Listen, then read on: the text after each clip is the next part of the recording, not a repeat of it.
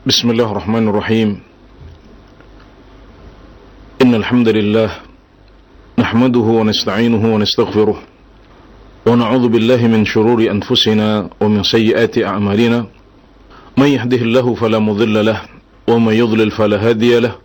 Wa ashhadu an la ilaha illallah wahdahu la sharika lahu wa ashhadu anna Muhammadan 'abduhu wa rasuluh sallallahu alaihi wa ala alihi wa ashabihi ajma'in. Amma ba'd. Alhamdulillahi awalan wa akhiran. Segala puji bagi Allah di awal dan di akhir. Dia yang memiliki karunia atas semua nikmat ini. Dia yang mentakdirkan kita bisa semangat untuk menuntut ilmu. Sejak 50.000 tahun sebelum ciptaan langit dan bumi, Allah sudah takdirkan itu semuanya. Dan Allah juga yang memberikan kekuatan kita untuk mau mendalami agama Allah subhanahu wa ta'ala. Dia yang memberikan kita rezeki berupa kitab, pena, televisi, radio, sehingga kita bisa menyimak berbagai kegiatan ilmiah dan kajian Islam. Dia yang mentakdirkan, dia yang menggerakkan hati kita, dia yang memberikan kekuatan, dia yang memberikan kita rezeki agar kita bisa menjalani ibadah-ibadah ini. Dan dia juga yang memberikan kekuatan sehingga kita bisa menjalani kajian kita ini sampai selesai insyaAllah. Maka segala puji bagi Allah di awal dan di akhir. InsyaAllah pada kesempatan sore hari ini kita akan melanjutkan kebaikan yang sudah kita mulai bersama, yaitu mendalami agama Allah subhanahu wa ta'ala melalui hadis-hadis pokok dalam agama Islam yang dihimpun oleh Imam An-Nawawi rahimahullahu ta'ala dalam karya beliau Al-Arba'in An-Nawawiyah. Dan hari ini kita memasuki pembahasan hadis yang ke-11. Al-Imam An-Nawawi rahimahullahu ta'ala mengatakan, Anil Hasan bin Ali radhiyallahu anhu, Sibti Rasulullah sallallahu alaihi wasallam wa rayhanatihi. Qala hafidtu min Rasulullah sallallahu alaihi wasallam, Da' ma yaribuka ila ma la yaribuk. Rawahu An-Nasa'i wa Tirmidzi wa qala hasanun sahih. Diriwayatkan dari Al-Hasan bin Ali radhiyallahu anhu atau radhiyallahu anhuma, cucu Rasulullah sallallahu alaihi wasallam dan kesayangan beliau. Beliau mengatakan, saya menghafal dari Rasulullah sallallahu alaihi wasallam nasihat ini: tinggalkanlah perkara yang membuatmu ragu kepada apa yang tidak membuatmu ragu. Hadis riwayat An-Nasa'i dan Tirmidzi, dan At-Tirmidzi mengatakan hadis ini hasanun sahih. Hadis ini adalah riwayat An-Nasa'i dan Tirmidzi dan dihukumi sebagai hadis hasanun sahih, dan diriwayatkan dari Al-Hasan bin Ali radhiyallahu anhuma. Dikatakan radhiyallahu anhuma karena beliau adalah seorang sahabat dan ayahanda beliau juga adalah salah satu sahabat utama, karena beliau adalah Al-Hasan bin Ali bin Abi Talib radhiyallahu anhuma. Kita mengetahui Ali bin Abi Talib adalah anak paman Rasulullah sallallahu alaihi wasallam sekaligus sebagai menantu beliau. Sedangkan Al-Hasan bin Ali adalah putra dari Ali bin Abi Talib dari pernikahan beliau dengan Fatimah radhiyallahu anha, putri Rasulullah sallallahu alaihi wasallam. Maka Al-Hasan adalah cucu dari Rasulullah sallallahu alaihi wasallam. Bahkan beliau adalah cucu yang pertama dari Rasulullah sallallahu alaihi wasallam. Maka tidak heran kalau beliau disebut sebagai kesayangan, raihanah, sebagaimana disebutkan dalam hadis riwayat Al-Bukhari, beliau mengatakan huma raihanataya minal jannah. Naam, afwan. Beliau mengatakan huma raihanataya minad dunya. Keduanya yaitu Al-Hasan dan Al-Husain adalah di antara raihan saya di dunia. Para ulama berbeda pendapat tentang arti raihan di sini. Karena pada dasarnya raihanah itu adalah bunga yang memiliki bau yang sangat harum. Maka perumpamaan Al-Hasan bin Ali dan Al-Husain bin Ali adalah seperti bunga yang harum yang biasa dicium, memiliki bau semerbak seperti raihanah di akhirat, tapi adanya di dunia. Di antara para ulama ada yang menafsirkan hal ini sebagai kesayangan, karena raihan juga bisa berarti sesuatu yang kita tenang di sampingnya, sesuatu yang kita bisa merasakan ketenangan bersamanya. Maka ini bisa berarti kesayangan. Dan tidak heran kalau Al-Hasan bin Ali bin Abi Thalib radhiyallahu anhu menjadi kesayangan Rasulullah sallallahu alaihi wasallam karena beliau adalah cucu pertama. Kita mengetahui seorang ayah ya kadang memiliki perasaan yang biasa saja pada anaknya. Tapi perasaan sayang itu menjadi lebih besar ketika berbicara tentang cucu.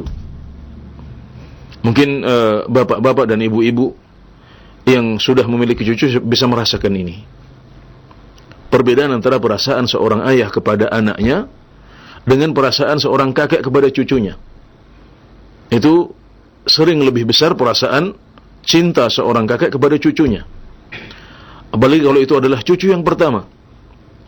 Maka tidak heran kalau Nabi Muhammad SAW menyebut Al-Hasan dan Al-Husain sebagai raihanatan, sebagai dua cucu kesayangan beliau. Dan dalam sebuah hadis yang lain yang menjelaskan keutamaan Al-Hasan bin Ali bin Abi Thalib, Nabi Muhammad SAW mengatakan, Inna bini hadha sayyid wa sayuslihu Allahu bihi baina ta'ifataini 'azimataini minal muslimin. Sesungguhnya anakku ini, yakni cucuku ini adalah seorang pemimpin, dan dia akan mendamaikan antara dua kelompok besar umat Islam. Sebuah sabda dan hadis yang disampaikan oleh Rasulullah SAW jauh hari sebelum perdamaian itu terjadi. Tapi dengan wahyu dari Allah Subhanahu wa taala, beliau sampaikan bahwasanya suatu saat Al-Hasan bin Ali akan mendamaikan dua kelompok besar umat Islam. Yang terjadi pada tahun 40 Hijriah, di mana pasukan Ali bin Abi Thalib dan pasukan Muawiyah bin Abi Sufyan berselisih paham masing-masing dengan ijtihadnya. Kemudian Al-Hasan bin Ali yang menjadi juru damai saat itu dengan turun dari khilafah dan kepemimpinan beliau, beliau menyerahkan tampuk kepemimpinan kepada kelompok Muawiyah, sehingga akhirnya umat Islam yang awalnya berseteru, bertikai, menjadi damai setelah itu. Dan itu sebagai bukti juga atas benarnya sabda Nabi Muhammad SAW dalam hadis yang lain, khilafatun nubuwati ba'di 30 sanah. Khilafah atau kepemimpinan pengganti kenabian setelahku itu ada 30 tahun. Kemudian setelah itu Allah memberikan kekuasaan kepada yang dia kehendaki. Allah memberikan kerajaan kepada siapa yang dia kehendaki. Maka khilafah berlangsung dari zaman Abu Bakar As-Siddiq, kemudian Umar bin Khattab, Uthman bin Affan, Ali bin Abi Thalib. Selanjutnya ada Al-Hasan bin Ali bin Abi Thalib. Itu adalah pemungkas khilafah. Khilafatun nubuwah selesai di situ. Kemudian pemerintahan dalam Islam berubah menjadi sistem kerajaan. Dan yang menjadi raja yang pertama adalah Muawiyah bin Abi Sufyan, Dan itulah penafsiran dari sabda Nabi Muhammad SAW. Kemudian Allah memberikan kuasa atau kerajaan kepada siapa yang dikehendaki. Dan ini adalah Muawiyah radhiyallahu an. Juga dalam hadis yang lain, Nabi Muhammad SAW mengatakan, huma sayyida syababi ahlil jannah. Keduanya yaitu Al-Hasan dan Al-Husain adalah dua pemimpin pemuda surga. Dua pemimpin pemuda surga. Ini juga adalah sesuatu yang harus kita yakini. Kita, umat Islam dan ahlu sunnah wal jamaah, meyakini bahwasanya ini akan terjadi, yaitu bahwasanya Al-Hasan dan Al-Husain akan menjadi pemimpin bagi para pemuda di surga kelak. Kenapa? Karena kabar ini disampaikan oleh Rasulullah SAW dengan sanad yang sahih kepada kita. Maka wajib bagi umat Islam untuk mengimani hal ini. Ya, jadi hadis ini adalah hadis riwayat dari Al-Hasan bin Ali bin Abi Thalib yang meninggal pada tahun 49 Hijriah. Dan dalam hadis ini beliau menyampaikan sebuah pesan yang beliau hafal dari Rasulullah SAW. Da' ma yaribuka ila ma la yaribuka. Tinggalkanlah apa yang meragukanmu kepada apa yang tidak membuatmu ragu. Dan Imam Nawawi rahimahullah ta'ala memilih hadis ini menjadi hadis yang ke-11 dari rangkaian Arba'in Nawawiyah, yang mengingatkan kita pada hadis yang lain yang merupakan hadis yang ke-6, hadis An-Nu'man bin Bashir radhiyallahu anhuma, bahwasanya Rasulullah sallallahu alaihi wasallam bersabda, innal halala bayyinun wa innal harama bayyin wa bainahuma umurun mushtabihat la ya'lamuhunna katsirun minan nas. Sungguh yang halal itu jelas, yang haram itu jelas, dan di antara keduanya ada perkara-perkara yang rancu, meragukan, syubhat, yang banyak orang tidak mengetahuinya. Faman ittaqa syubhat faqad istabra'a li dinihi wa 'irdihi. Maka barang siapa yang menjauhi syubhat, maka dia telah membebaskan agamanya dan kehormatannya. Wa man waqa'a fi syubhat waqa'a fil haram. Dan barang siapa yang jatuh dalam syubhat, maka dia telah jatuh dalam perkara yang haram. Karra'i yar'a hawla al-hima yushiku ay yarta'a fihi. Seperti seorang penggembala yang menggembala di sekitar tanah larangan para raja. Kalau dia menggembala di situ, maka dia akan jatuh, dia akan masuk dalam tanah larangan tersebut. Jadi hadis Al-Hasan bin Ali bin Abi Thalib ini menegaskan apa yang disebutkan dalam hadis An-Nu'man bin Bashir. Maknanya sama, yaitu ketika kita dihadapkan pada perkara-perkara syubhat, maka seorang muslim sikapnya adalah menghindari syubhat tersebut, meninggalkannya, menjauhinya, dan juga menjauhkannya. Dalam perkara-perkara yang jelas halalnya, kita bisa dengan yakin melakukannya. Dalam perkara-perkara yang jelas haram, kita juga dengan yakin meninggalkannya. Namun perkara-perkara yang syubhat, yang masih rancu, maka kewajiban kita adalah meninggalkan perkara syubhat itu. Tugas kita, sikap kita adalah meninggalkan perkara syubhat itu. Dan kita sudah jelaskan bahwasanya perkara-perkara syubhat adalah perkara yang kita tidak mengetahui hukumnya dengan pasti. Kita tidak yakin dengan hukumnya secara pasti. Baik karena permasalahan-permasalahan itu diperselisihkan hukumnya di antara para ulama, atau karena sedikitnya ilmu kita akan perkara itu. Di sini kita mengambil sikap hati-hati dengan meninggalkan syubhat itu. Bagaimana caranya? Caranya adalah kalau ada suatu permasalahan yang diperselisihkan hukumnya di antara para ulama, kemudian sampai saat kita diuji dengan perkara itu kita tidak mengetahui hukumnya yang kita yakini, hukumnya yang meyakinkan, maka hendaknya kita memilih hukum yang lebih berat. Sebagaimana yang dikatakan oleh Al-Fudail bin Iyad rahimahullahu ta'ala, di mana beliau mengatakan, orang-orang menyangka bahwasanya wara' itu sulit. Adapun bagi saya wara' itu ringan.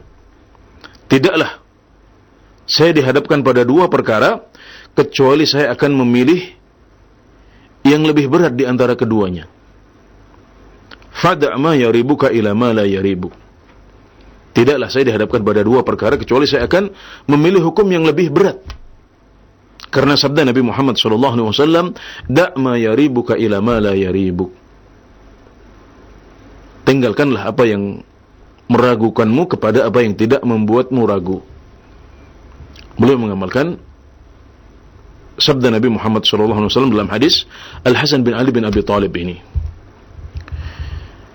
Karena berdasarkan hadis ini, para ulama menyimpulkan sebuah hukum, yaitu al-khuruju minal khilafi mustahab.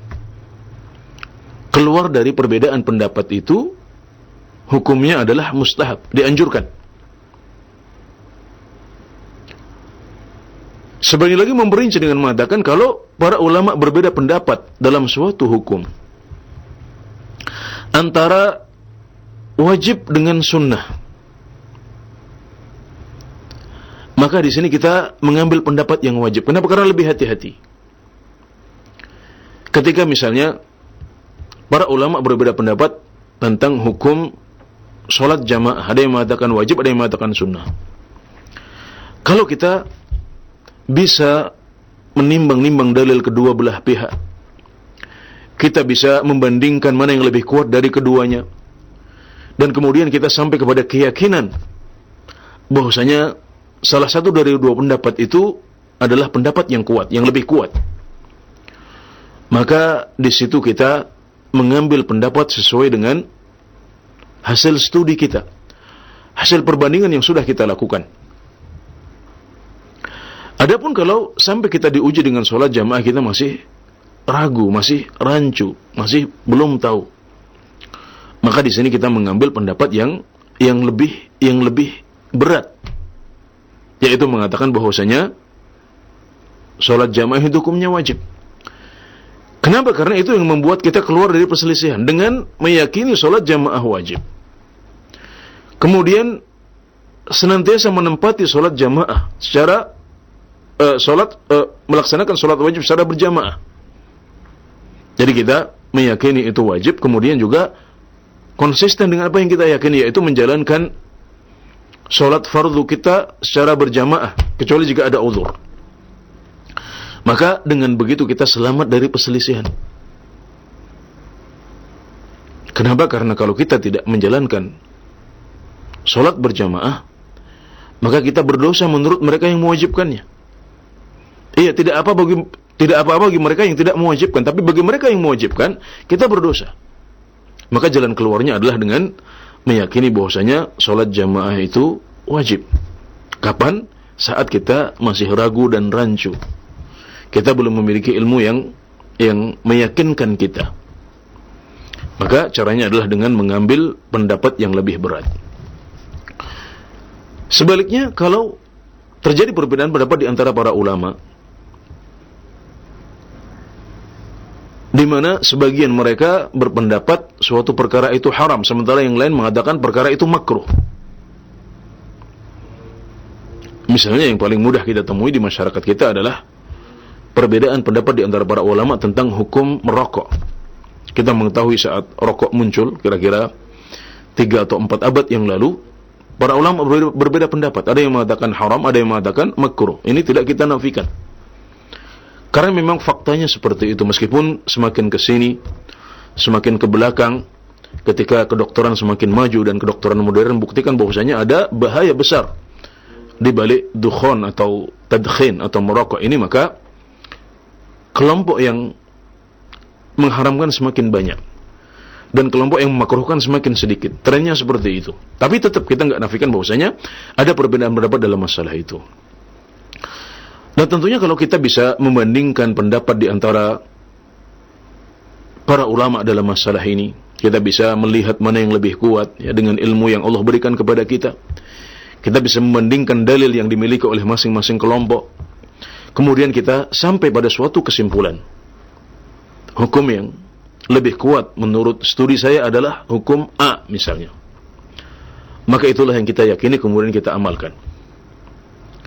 Tapi kalau sampai saat kita dihadapkan pada hukum ini, kita masih ragu, masih rancu, belum punya hukum yang pasti yang kita tenang dengannya. Maka kata para ulama, sikap kita adalah mengambil hukum yang lebih berat. Dalam hal ini adalah yang mengatakan haram. Untuk kemudian kita meyakini itu haram dan tidak melakukannya. Tidak merokok setelah itu. Kenapa? Karena bagi mereka yang mengatakan rokok haram, maka kalau kita merokok berarti kita berdosa. Betul bagi mereka yang mengatakan makruh tidak dosa. Tapi kalau kita melihat sudut pandang mereka yang mengharamkan, berarti saat kita merokok kita berdosa. Maka agar kita bisa selamat dari kesalahan, kita selamat dari dosa dengan yakin adalah kita dengan tidak merokok. Meyakini rokok itu haram dan kita tidak merokok setelah itu. Jadi dari hadis ini sebagian ulama mengambil sebuah kaidah fikih, al-khuruj min al-khilaf mustahab, keluar dari perbedaan pendapat di antara para ulama itu dianjurkan. Dan caranya adalah dengan mengambil pendapat wajib jika para ulama terbagi dalam pendapat yang mewajibkan dan sebagian mengatakan itu hanya sunnah saja. Dan juga mengambil pendapat yang lebih berat, yaitu yang mengatakan haram.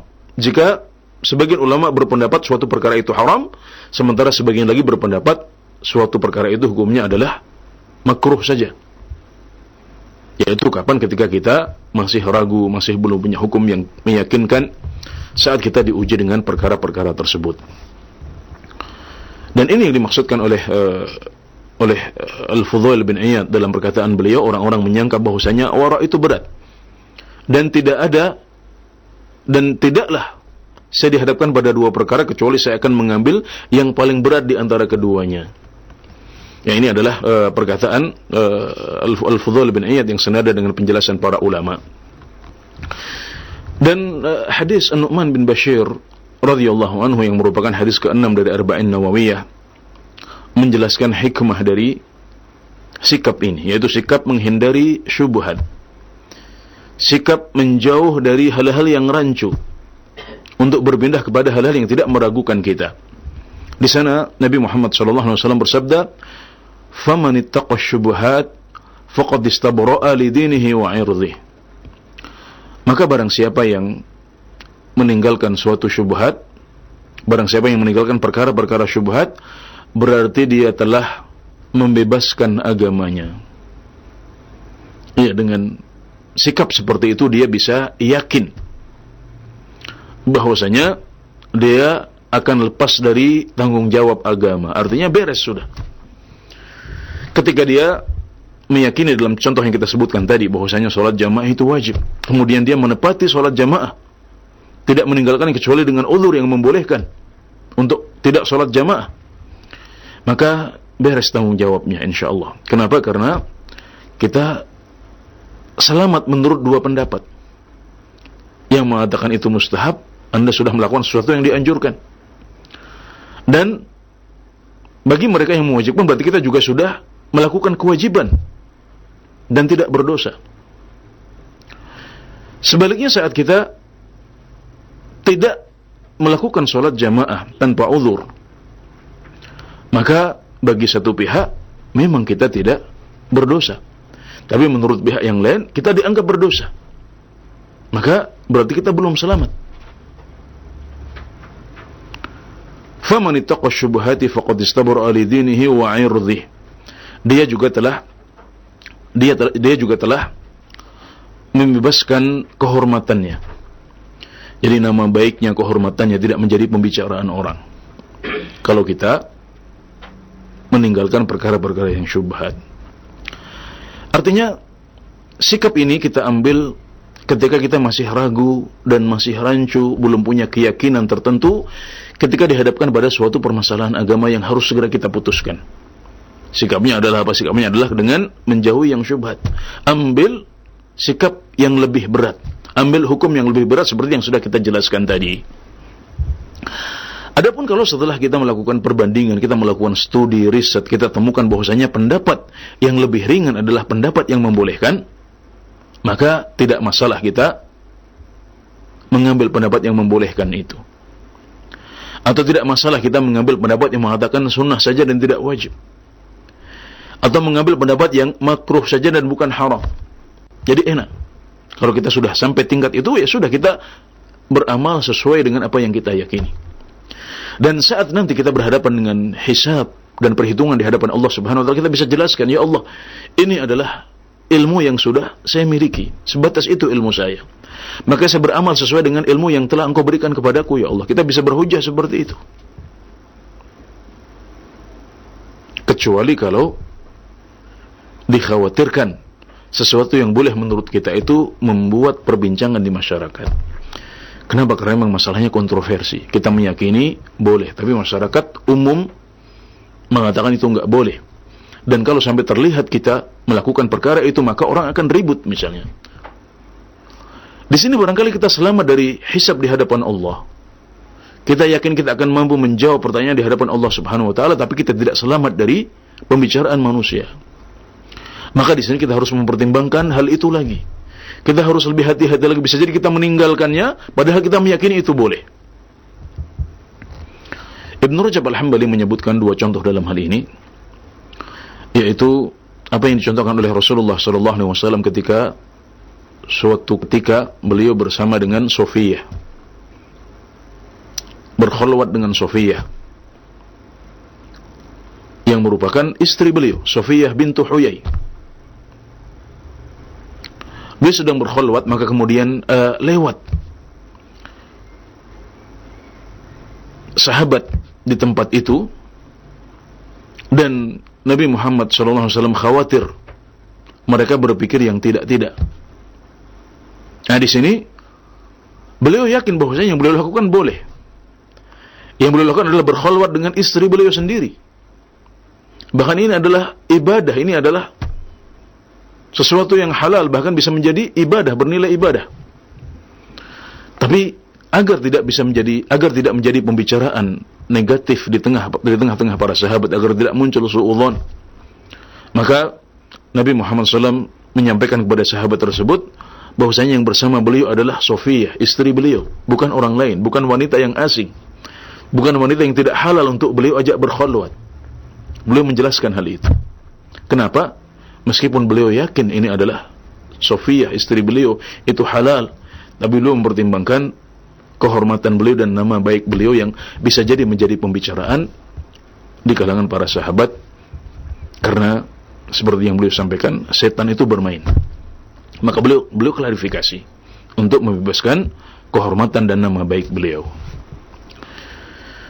Contoh yang lain yang disebutkan oleh Ibnu Rajab adalah ketika Anas bin Malik radhiyallahu anhu suatu saat berangkat ke masjid untuk sholat Jumat, dan ternyata ketika beliau baru di tengah jalan, orang-orang sudah bubar karena sudah selesai sholat Jumat. Di sini apa yang beliau lakukan? Beliau bersembunyi di suatu tempat yang tidak terlihat oleh orang.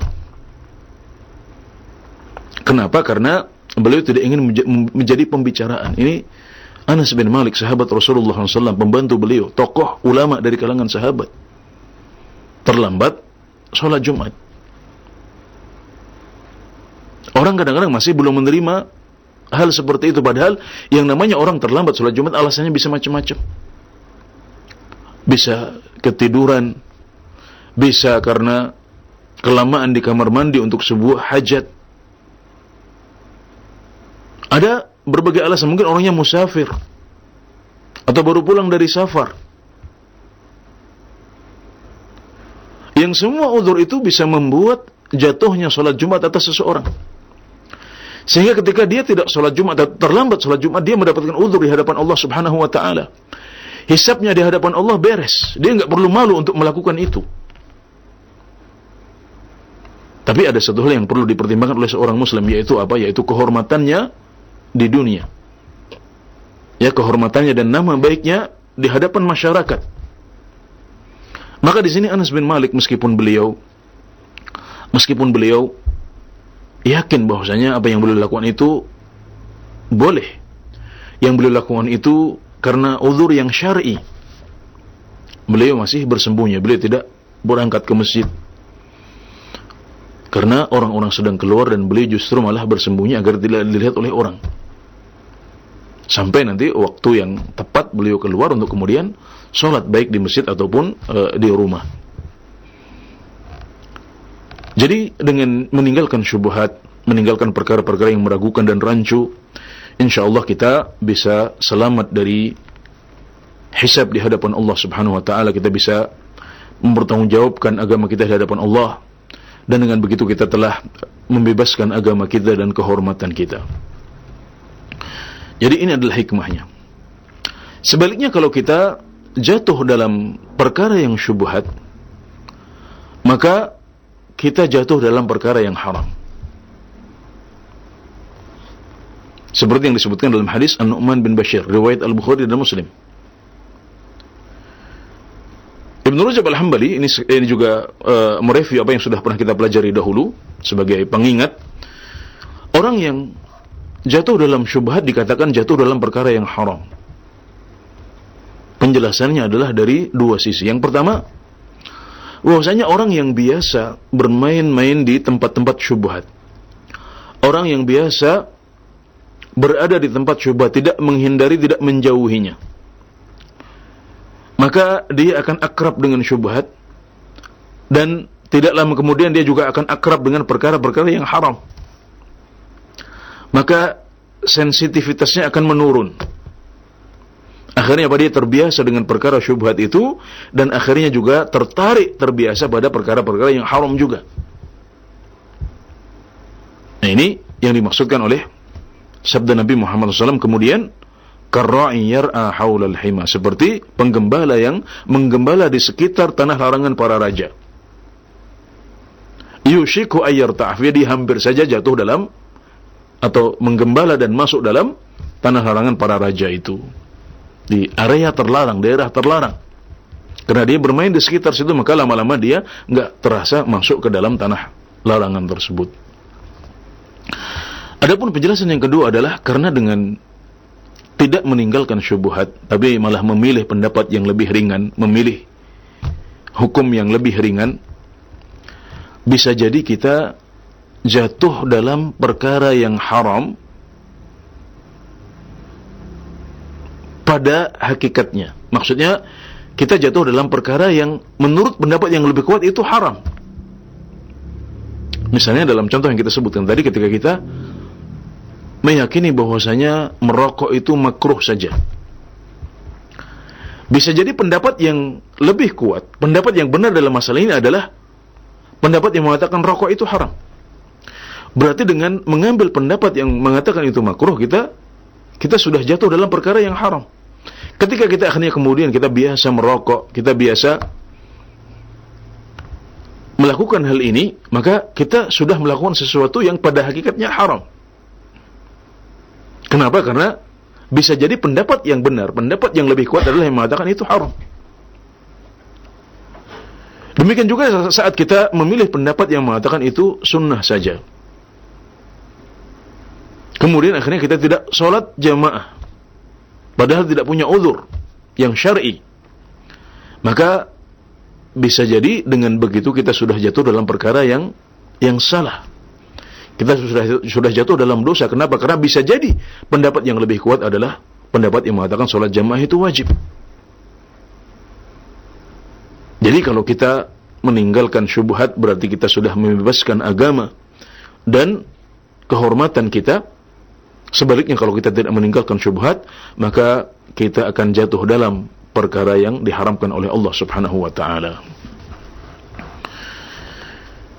Namun perlu diketahui bahwasanya meninggalkan yang syubhat ini adalah sebuah derajat yang tinggi. Ini adalah sebuah maqam yang agung. yang kita dituntut untuk melakukan hal itu ketika kita sudah meninggalkan perkara-perkara yang jelas haram dahulu.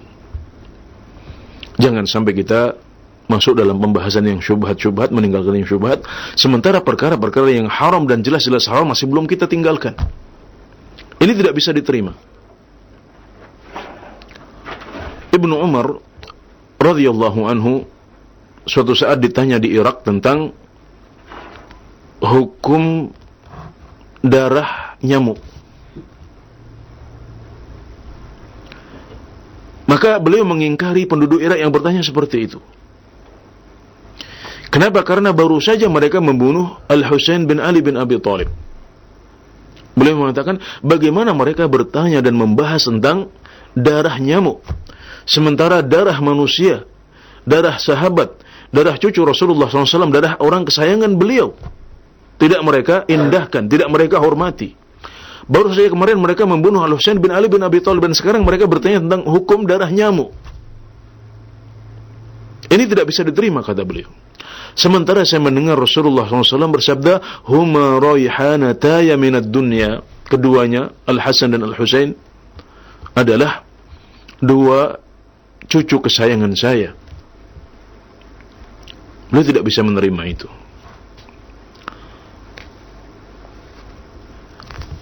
Jadi tingkat ini adalah sebuah tingkat yang tinggi, sebuah maqam yang agung, yang kita tidak masuk ke dalamnya kecuali setelah kita yakin bahwasanya perkara-perkara yang jelas haram sudah kita tinggalkan dahulu. Adapun kalau kita sudah memastikan diri meninggalkan perkara-perkara yang jelas haram, maka ketika kita membahas tentang wara', membahas tentang syubhat, ya, kita akan dimaklumi oleh para ulama. Itulah waktunya kita berbicara tentang syubhat. Waktunya kita berbicara tentang meninggalkan hal-hal yang syubhat dan meragukan. Seperti yang dilakukan oleh Ibrahim bin Abi Nu'aim, yang disebutkan bahwasanya beliau mensyaratkan pembelian pengikat, ya, tali pengikat sayur ketika beliau membeli sayur. Jadi disebutkan dalam surah beliau bahwasanya Ibrahim bin Abi Nu'aim ini saat membeli sayur, dia mengatakan, saya membeli sayur ini dan saya mensyaratkan tali pengikatnya menjadi milik saya. Al-Imam Ahmad bin Hanbal ditanya tentang kasus ini. Mereka bertanya kepada Al-Imam Ahmad, wahai Imam Ahmad, perlukah seseorang mensyaratkan membeli perlukah seseorang mensyaratkan membeli tali pengikat sayur ketika dia membeli sayur? Tentunya kita mengetahui bahwasanya orang yang menjual sayur tentunya sudah mengikhlaskan tali itu bersama sayurnya. Kita tahu bahwasanya saat kita membeli seikat sayur seharga Rp5.000 misalnya, berarti kita mendapatkan sayur itu dan tali pengikatnya, nggak perlu dibahas. Maka ketika ditanya tentang hal ini, Imam Ahmad mengatakan, "Ish hadhil masail." Apa-apaan ini? Kenapa hal seperti ini ditanyakan? Maka kemudian para murid beliau bertanya, wahai Imam Ahmad, yang melakukan ini adalah Ibrahim bin Abi Nu'aim. Maka beliau terperanjat kemudian mengatakan, adapun kalau yang membahas hal ini, yang melakukan hal ini adalah Ibrahim bin Abi Nu'aim, maka iya boleh. Maksudnya enggak ada masalah kita membahas hal ini. Karena memang Ibrahim bin Abi Nu'aim sudah sampai tingkat itu. Beliau tahu bahwa Ibrahim bin Abi Nu'aim sudah memastikan beliau meninggalkan perkara-perkara yang diharamkan dahulu, yang jelas-jelas haram beliau tinggalkan. Maka beliau berbicara tentang wara' dalam perkara-perkara yang kecil. Apakah pengikat sayur itu masuk dalam barang yang kita beli atau tidak? Di situ beliau berhati-hati. Beliau mensyaratkan, saya membeli sayur ini beserta tali pengikatnya dengan harga Rp5.000. Beliau syaratkan seperti itu sebagai bentuk wara' dan kehati-hatian. Maka di sini Imam Ahmad tidak mengingkari. Kenapa? Karena Ibrahim bin Abi Nu'aim sudah sampai tingkat itu. Sebaliknya para penduduk Irak yang bertanya tentang hukum darah nyamuk diingkari oleh Ibnu Umar radhiyallahu anhu. Kenapa? Karena baru saja mereka membunuh Al-Husain bin Ali yang jelas-jelas diharamkan. seorang muslim, sahabat cucu Rasulullah sallallahu alaihi wasallam dibunuh oleh mereka. Kemudian mereka bertanya tentang darah nyamuk. Enggak masuk akal. Demikian juga diriwayatkan dari Imam Ahmad bin Hanbal rahimahullahu taala bahwasanya beliau ketika membeli minyak samin, yang dibungkus dalam suatu kertas, yang dibungkus dalam secarik kertas, maka beliau mengambil minyak saminnya, kemudian kertasnya beliau kembalikan kepada si penjual sebagai bentuk wara'. Nah, para ulama sebagian melakukan hal ini sebagai bentuk wara', kehati-hatian. Kenapa? Karena mereka sudah sampai pada maqam itu, mereka sudah sampai derajat itu, mereka sudah pastikan bahwasanya mereka tidak membahas hal seperti ini, mereka tidak membahas masalah-masalah syubhat seperti ini kecuali setelah mereka memastikan bahwasanya perkara-perkara yang jelas-jelas haram sudah mereka tinggalkan dahulu. Maka hal tersebut tidak diingkari. Tidak diingkari dari Ibrahim bin Abi Nu'aim, tidak juga diingkari dari Ahmad bin Hanbal, karena keduanya adalah para teladan dari kalangan generasi salafus salih. Ya, dari hadis yang ke-11 dari rangkaian Arba'in Nawawiyah ini kita bisa simpulkan beberapa hal. Yang pertama adalah keutamaan Al-Hasan bin Ali bin Abi Thalib, cucu Rasulullah sallallahu alaihi wasallam, kesayangan beliau yang berjasa menyatukan dan mendamaikan dua kelompok besar umat Islam yang sedang bertikai dan berselisih. Kemudian juga salah satu dari dua pemimpin pemuda surga di akhirat kelak. Kemudian yang kedua adalah penegasan sikap seorang muslim ketika dihadapkan pada perkara syubhat dan meragukan. Sikap seorang muslim adalah meninggalkan yang syubhat dan berpindah kepada yang tidak syubhat dan meragukan. Kemudian yang ketiga, bahwasanya yang dimaksud dengan hal ini adalah mengambil hukum yang lebih berat. Jika ada perbedaan pendapat apakah suatu permasalahan itu hukumnya wajib atau sunnah, kemudian sampai saat kita dihadapkan pada urusan itu kita belum mengetahui hukumnya secara pasti, maka sikap hati-hatinya adalah menganggap itu adalah wajib.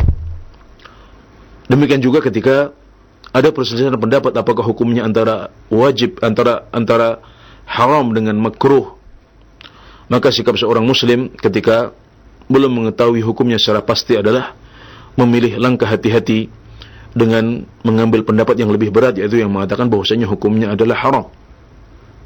Itu adalah cara menghindari syubhat dalam masalah ini. Kemudian yang ketiga, bahwasanya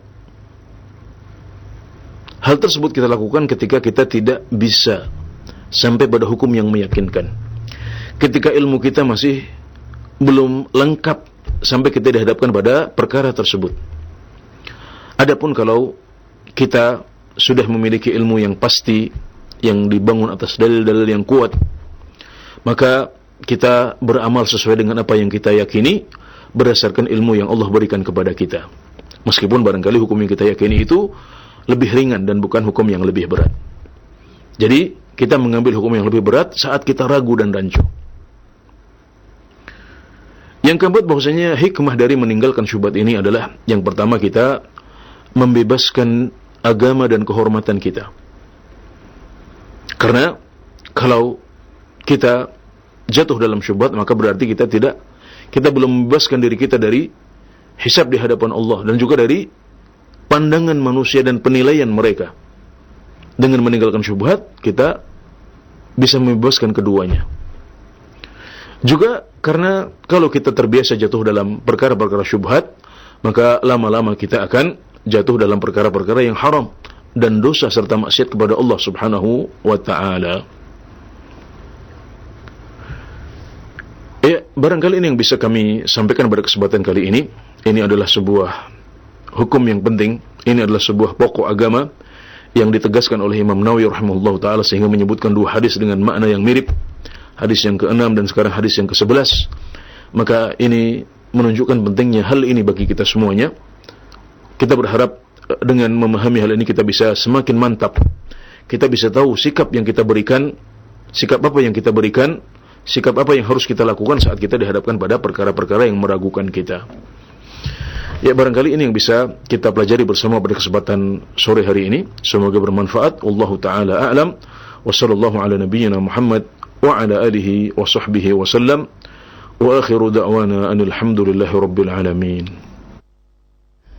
Naam, jazakallahu khairan wa barakallahu fikum Ustaz, kepada Ustaz Anas Burhanuddin MA Fidhahullahu ta'ala atas materi yang telah disampaikan. Dan khawatir Islam azakumullah, saatnya kami membuka sesi tanya jawab. Silakan bagi Anda yang ingin bertanya secara langsung di line telepon 0218236543, atau Anda dapat mengirimkan pertanyaan melalui pesan singkat di 0819896543. Untuk pertanyaan pertama kami coba angkat di line telepon 0218236543. Halo. Ya, halo. Ya, assalamualaikum. Waalaikumsalam. Dengan Ibu siapa, di mana? Dari hamba Allah di Bogor. Ya, silakan Ibu. Ya, pertanyaannya ini, suami saya kan kerja di pajak. Dan saya tahu itu haram, tapi waktu nanya Ustadz ada yang pernah bilang nggak apa-apa, nggak harus keluar, harus keluar, tapi harus kalau udah punya usaha yang mapan gitu baru nggak apa-apa keluar. Itu saya ragu-ragu apa harus segera keluar dari pajak apa enggak gitu. Gitu aja. Ya, mohon ditunggu jawaban dari Ustadz Ibu. Terima kasih. Iya, kalau kita tidak mengetahui kecuali fatwa yang seperti disebutkan oleh Ibu tadi, ya, bahwasanya orang boleh untuk bertahan di pekerjaan yang sekarang sampai dia bisa mendapatkan pekerjaan baru yang lebih baik. Maka kalau orang tersebut atau ustaz tersebut adalah ustaz yang benar-benar mumpuni dalam ilmunya, maka kita boleh mengikuti apa yang telah beliau fatwakan. Karena kewajiban seorang awam adalah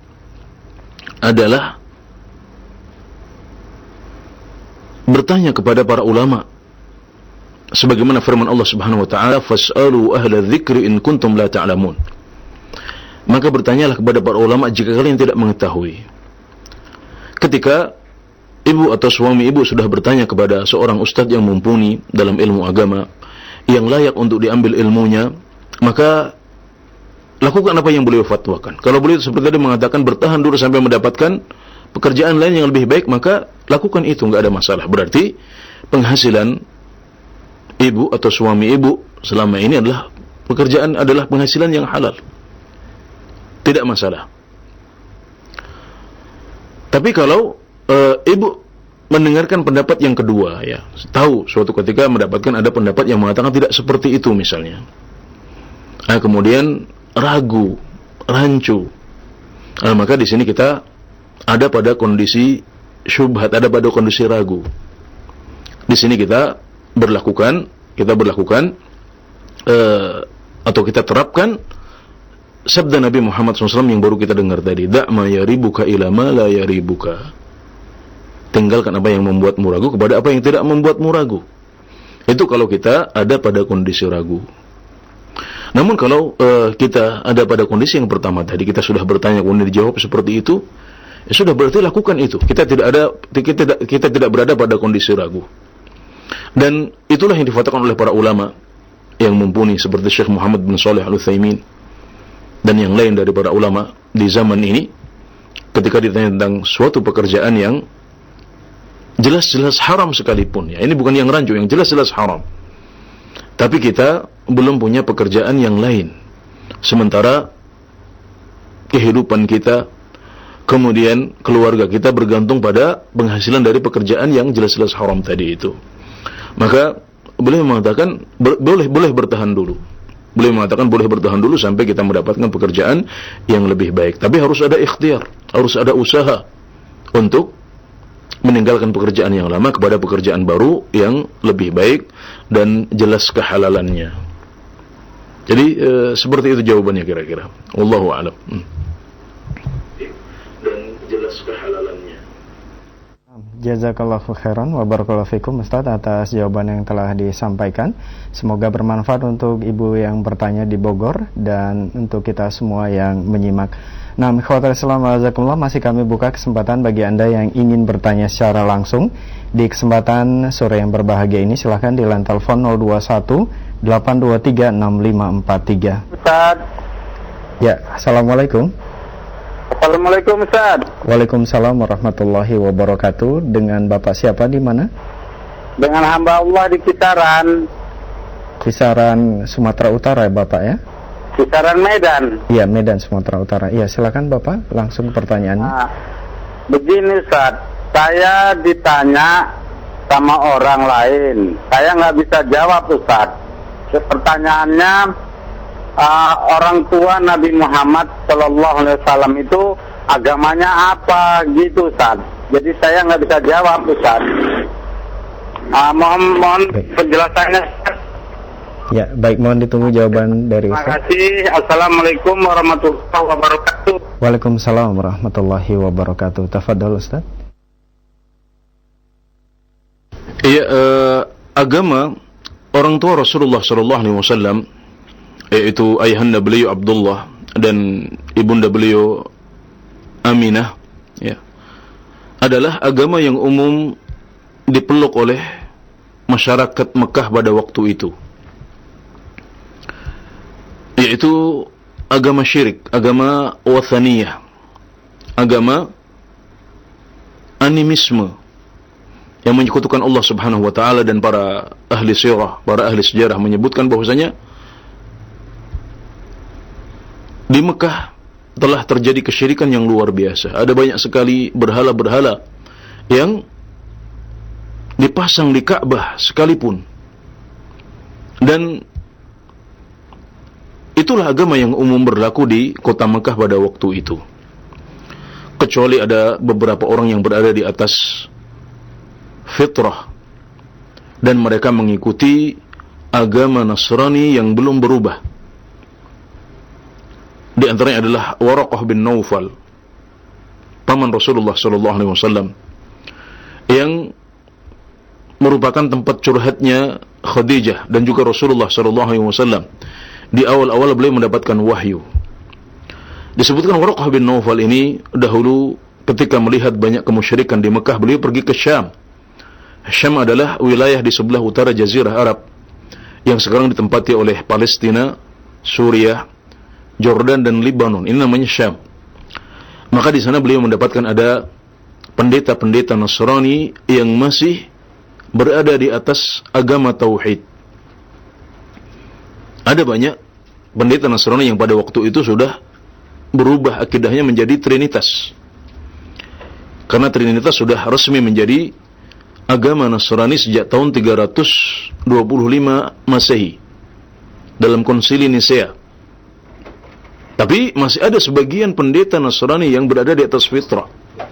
Mereka beribadah kepada Allah, Tuhan yang Maha Esa, dan mereka tidak mempertuhankan Nabi Isa alaihi salam.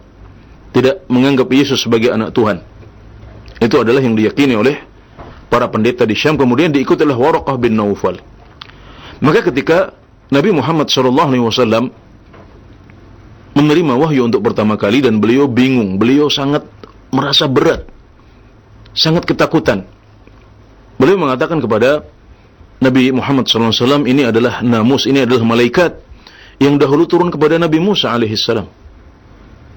Dan kalau seandainya wahai Muhammad, aku masih muda saat engkau berdakwah nanti, maka aku akan membelamu dengan sekuat tenagaku. Itu perkataan Waraqah bin Naufal. Namun orang seperti Waraqah bin Naufal ini jarang, hanya 1-2 di Mekah, tidak banyak. Sedangkan agama yang dominan di Mekah adalah agama syirik, seperti yang disebutkan oleh para ahli sirah. Maka tidak heran ketika Nabi Muhammad SAW ditanya tentang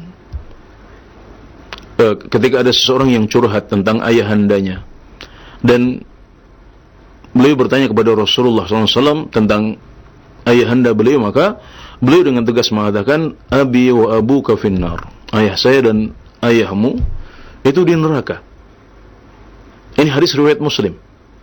jelas-jelas sahih.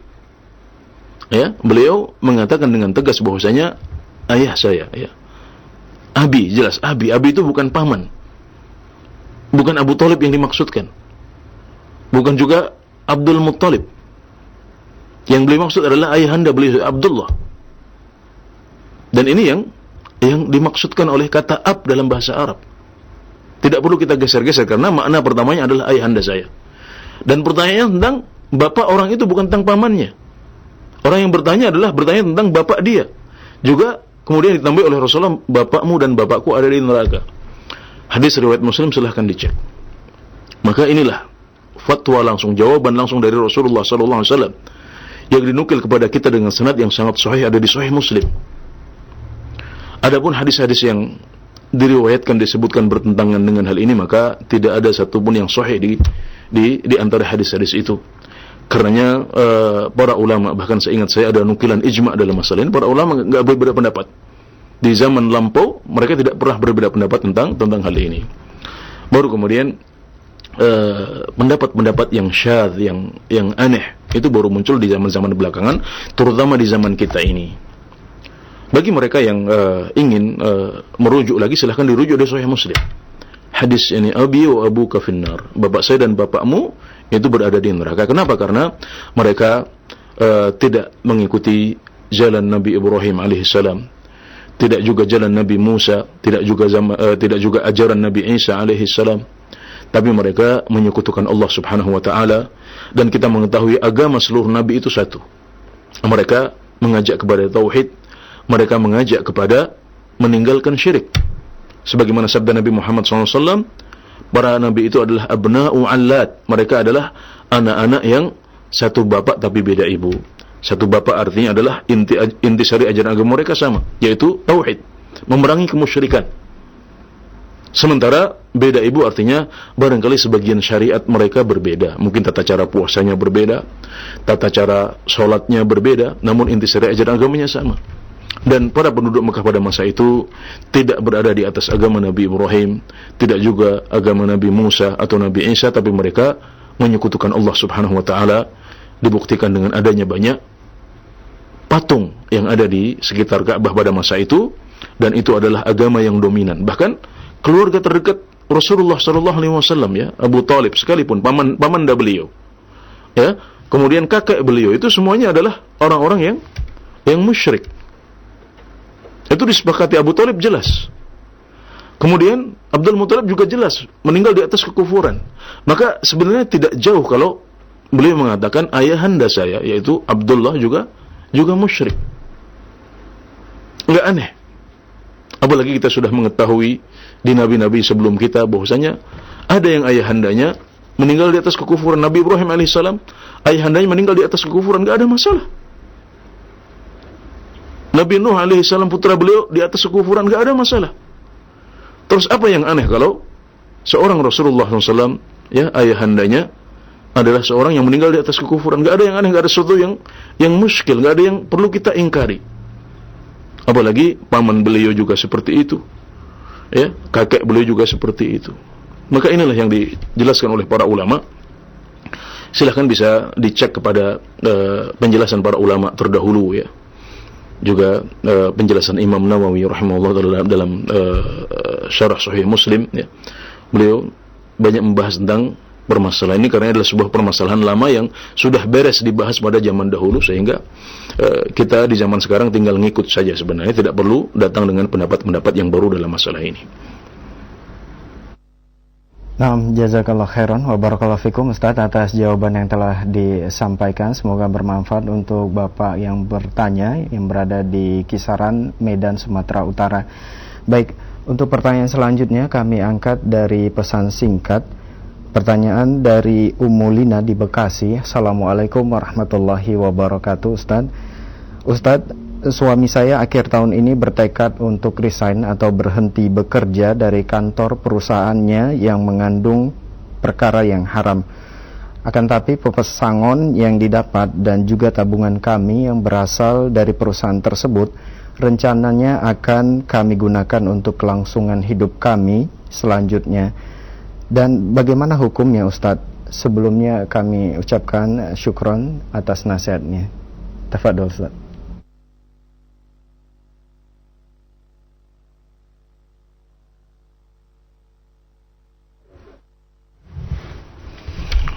Iya, jadi pekerjaan yang harus ditinggalkan itu bukan hanya bukanlah pekerjaan yang mengandung unsur haram, ya. Karena kalau seperti itu sulit, ya, karena kita kadang-kadang ada pekerjaan yang pada dasarnya halal tapi ada 1-2 transaksi atau ada 1-2 produk yang haram yang dijual di situ. Ini tidak menuntut seseorang untuk resign atau meninggalkan pekerjaan di tempat itu. Tapi yang dimaksud adalah pekerjaan yang dominan haramnya, atau pekerjaan pokoknya adalah haram, misalnya riba atau menjual khamar atau menjual hal yang jelas diharamkan dalam Islam. Jadi yang core atau bisnis pokoknya adalah sesuatu yang diharamkan oleh Allah Subhanahu wa taala. Itu adalah pekerjaan yang menuntut seseorang untuk keluar dari tempat tersebut untuk mencari pekerjaan yang lebih baik.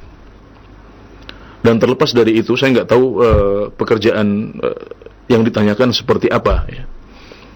Tapi intinya ketika seseorang sudah niat untuk resign karena ada hal-hal yang tidak nyaman di sana, terutama dalam urusan agama, dan itu dilakukan karena sebelumnya belum punya pilihan yang lebih baik dan sekarang sudah ada pandangan yang lebih baik, maka seperti yang dijelaskan tadi, bahwasanya apa yang lalu boleh dimanfaatkan. Penghasilan yang telah lalu bisa dimanfaatkan untuk menghidupi keluarga, ya, atau untuk mencari pekerjaan yang lebih baik, atau merintis usaha yang lebih baik, karena yang dahulu halal.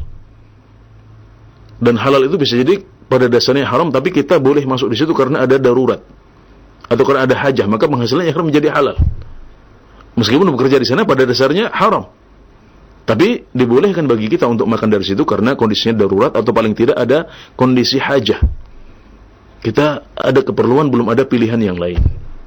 Maka dengan demikian, apa yang didapatkan dalam beberapa bulan terakhir atau beberapa tahun terakhir itu halal untuk keluarga ibu, ya, maka boleh dipakai untuk meneruskan kehidupan, ya, atau untuk merintis usaha yang baru. Wallahu taala alam.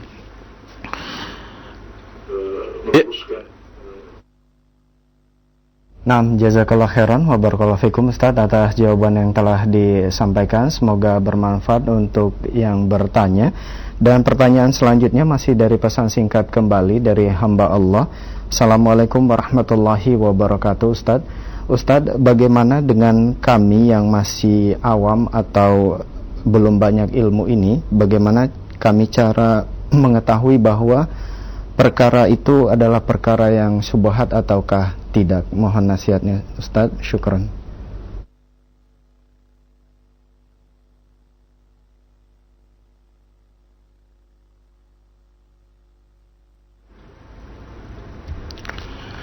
Iya, perkara syubhat adalah sesuatu yang membuat kita ragu. Jadi sesuatu yang tidak jelas hukumnya, karena diperselisihkan di antara para ulama, atau karena adanya percampuran antara yang halal dengan yang haram. Ini sudah kita jelaskan dahulu pada syarah hadis yang ke-6, ya, bahwasanya Nabi Muhammad SAW bersabda, innal halala bayyin. Sesungguhnya yang halal itu jelas. Kita sudah sebutkan jual beli itu jelas.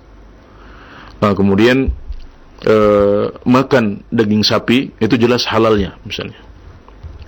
Wa innal harama bayyin. Kemudian yang haram itu juga jelas. Riba itu jelas nggak boleh. Minum khamr itu jelas nggak boleh. Makan daging anjing misalnya juga nggak boleh. Makan daging babi jelas nggak boleh. Itu namanya haram yang jelas. Nah, kemudian di antara keduanya ada perkara-perkara yang syubhat, yang banyak orang tidak mengetahuinya. Saat menyebutkan hal ini, Ibnu Rajab menyebutkan contohnya adalah daging yang diperselisihkan hukumnya, seperti daging kuda, atau kemudian daging bagal, ya. Bagal adalah percampuran antara kuda dengan himar, kuda dengan keledai. Atau misalnya daging buaya, kemudian daging biawak misalnya, atau dob, ya, daging dob bagi sebagian orang. Dan masalah syubhat ini bertingkat-tingkat dari satu orang ke orang yang lain. Bisa jadi menurut kita syubhat, menurut sebagian ulama jelas hukumnya. Maka yang menerapkan meninggalkan syubhat adalah mereka yang jatuh dalam kondisi ragu ini.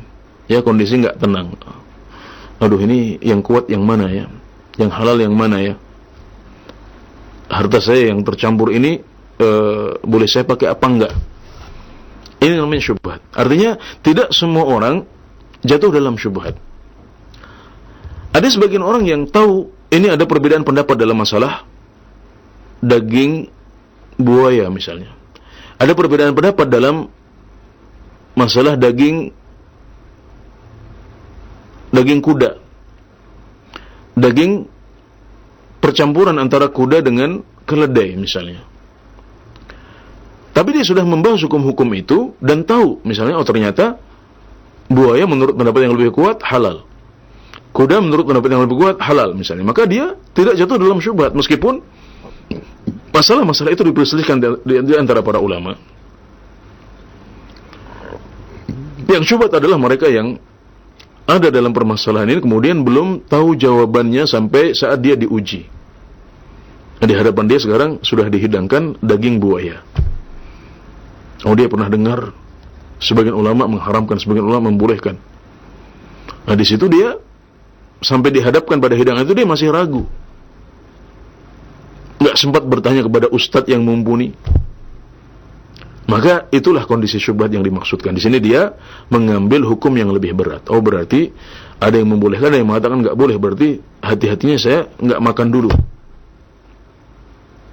Ini cara bersikap saat kita dihadapkan pada kondisi syubhat.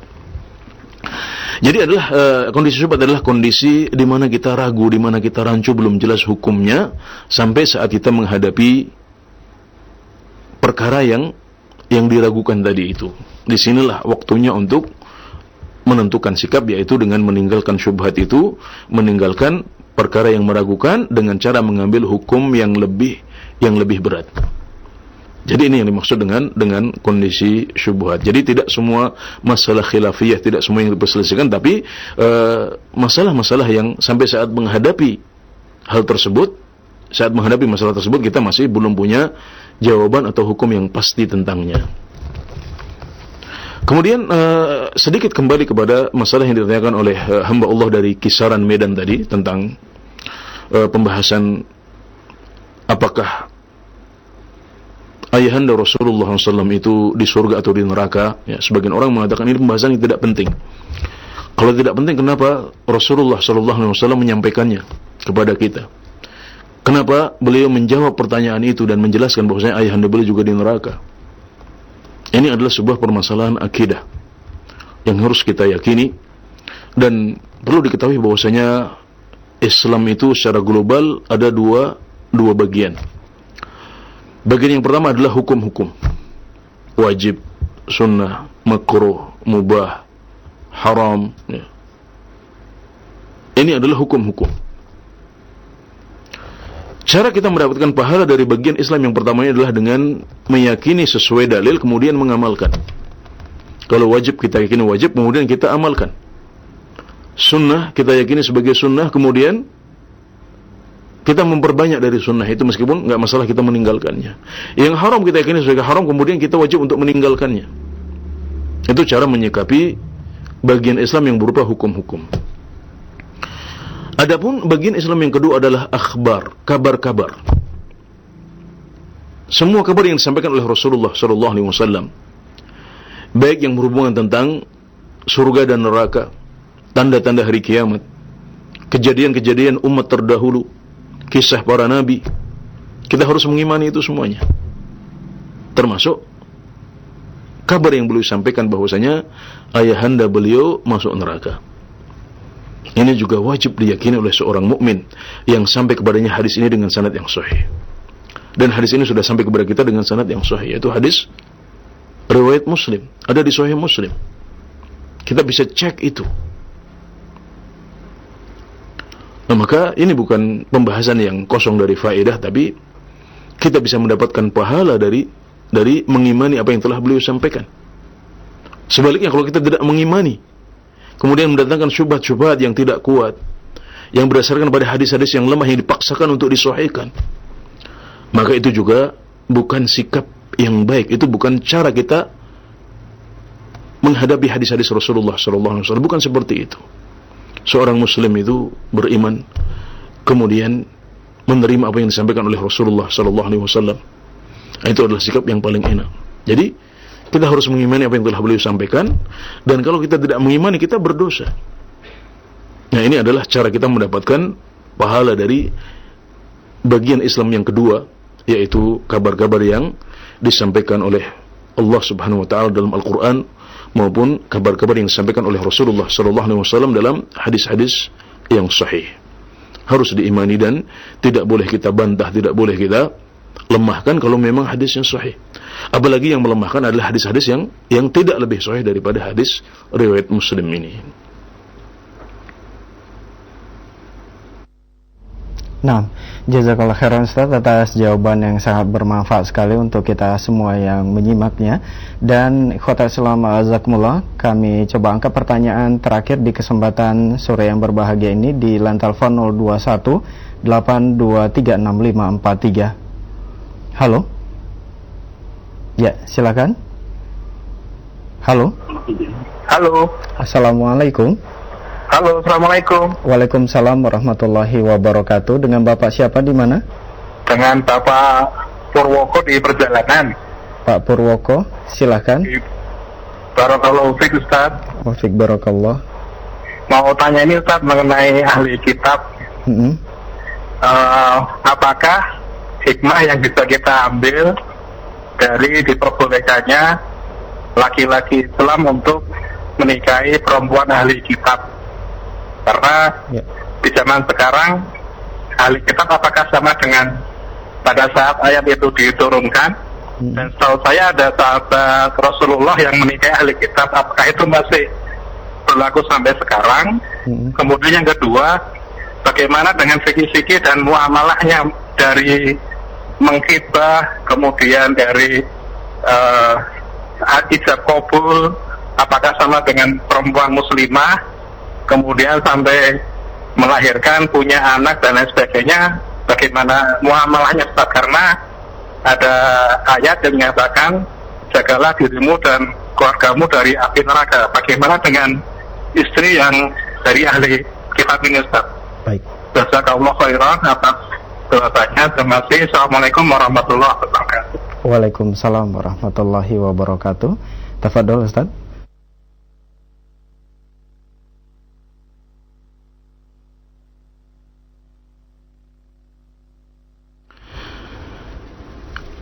Iya, bolehnya seorang pria muslim menikahi wanita muslimah adalah sebuah hukum Islam yang disepakati oleh para ulama. Ini masalah ijma'iyah, masalah yang para ulama sepakat di dalamnya.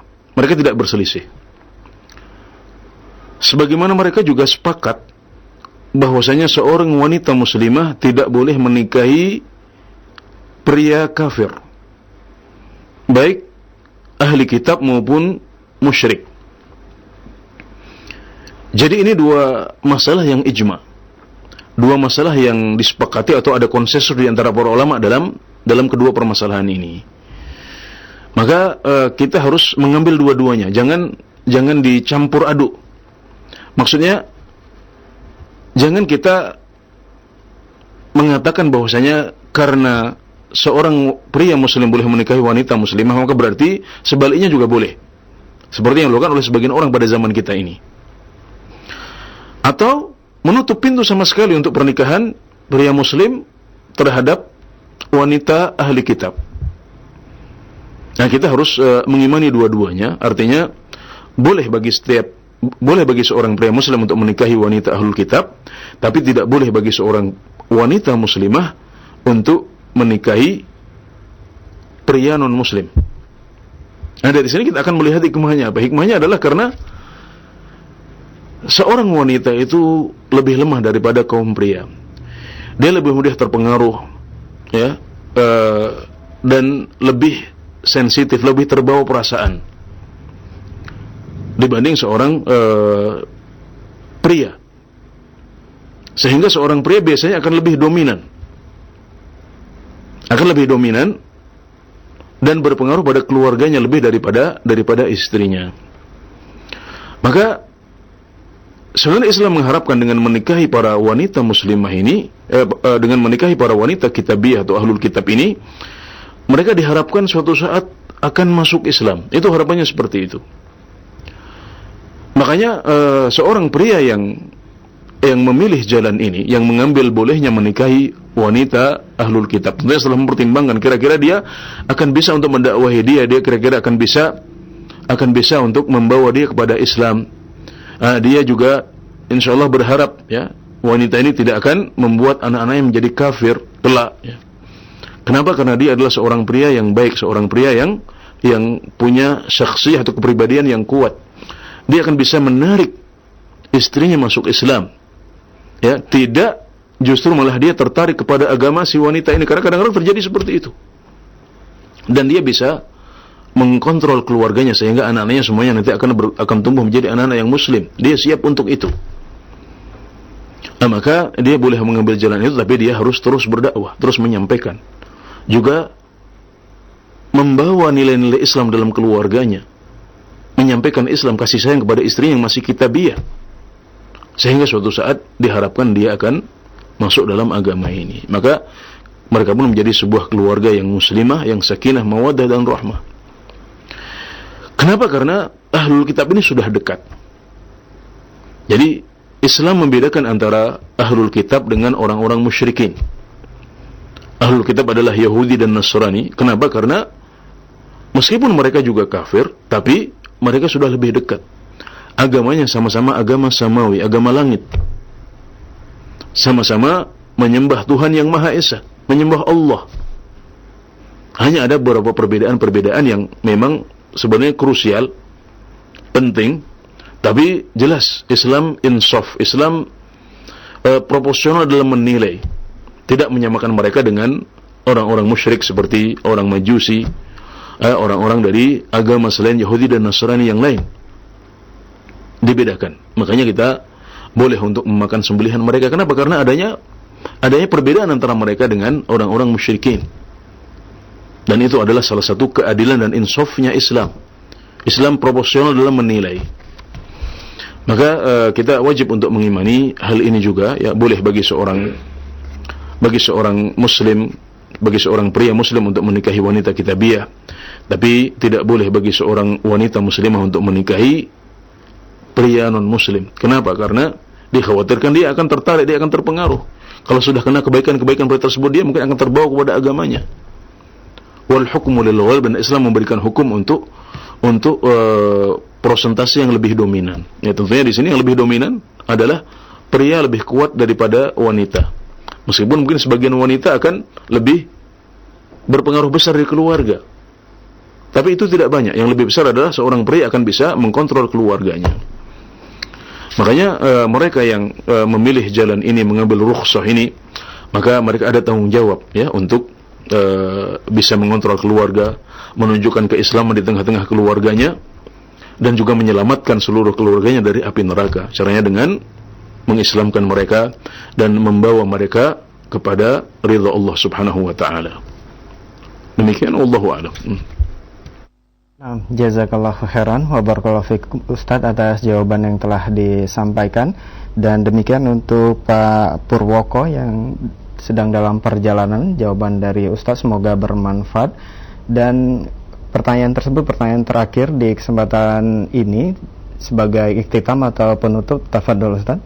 Ya, para pemirsa sekalian, hari ini kita belajar sebuah prinsip dalam agama kita yang sering kita temui dalam kehidupan kita sehari-hari. Nampak dari pertanyaan-pertanyaan yang disampaikan bahwasanya masalah syubhat ini sering kita hadapi di tengah-tengah kehidupan kita sehari-hari. Maka ingat bahwasanya ketika kita ada pada kondisi tersebut, kondisi syubhat, kondisi ragu akan suatu hukum, maka inilah sikap yang diajarkan oleh Rasulullah SAW, yaitu meninggalkan syubhat tersebut. Dan dengan meninggalkan syubhat itu, insyaallah kita akan selamat dari sisi agama, dari sisi kehormatan kita, dan akan jauh dari perkara-perkara yang diharamkan oleh Allah Subhanahu wa taala. Maka hendaknya kita mengambil nasihat ini dan mengikuti apa yang telah diajarkan oleh Rasulullah sallallahu alaihi wasallam dengan meninggalkan semua perkara syubhat yang kita hadapi dalam kehidupan kita sehari-hari. Dengan demikian insyaallah kita akan bisa mencapai ridha Allah yang merupakan cita-cita kita semuanya.